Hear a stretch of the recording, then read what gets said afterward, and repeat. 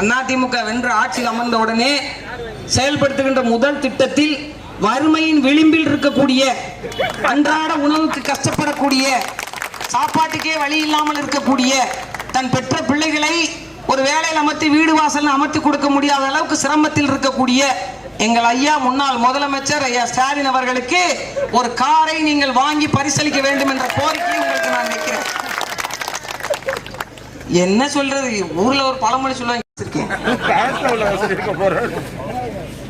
அடுக்குமா ஐயா நான் ஒரு ஆண்டவரே பொய் சொல்ற வாயிலே குத்துங்க ஐயா. 10,000 ரூபாய் தான் வச்சிருக்கேன். சரிங்க, ஓ 10,000 ரூபாய் தான் வச்சிருக்கீங்க. ஆமா, தேர்தல் ஆணையம் சொல்லிடுச்சு 50,000 ரூபாய்க்கு கீழே தான் வச்சிருக்கணும், 50,000 ரூபாய்க்கு மேல வச்சிருக்கூடாது, அதனால கரெக்டா சட்டத்தை பின்பற்றுகிறார் என்று. ஐயா உங்க பேங்க்ல 40,000 தாங்க இருக்கு. No cash, only 40,000 cash at bank. உங்கள்கிட்ட சம்பளம் வாங்குற விஜய் அவர்கள் 800 கோடி சொத்து காட்டியிருக்கிறார். கேவலம் அல்ல உங்களுக்கு? வெறும் 3 கோடி ரூபாய் தான் சொத்து இருக்கா. அடிவாங்கின கைப்பிள்ளைக்கே அப்படி. அவர் ஒரு படத்துக்கு 200 கோடின்றாரு, திடீர்னு மொத்தமாவே சொத்து 800 கோடின்றாரு. அதை விட பெருங்கொடுமை, யாராவது படிக்கிற பிள்ளைக்கு கடன் கொடுப்பாங்களாங்க?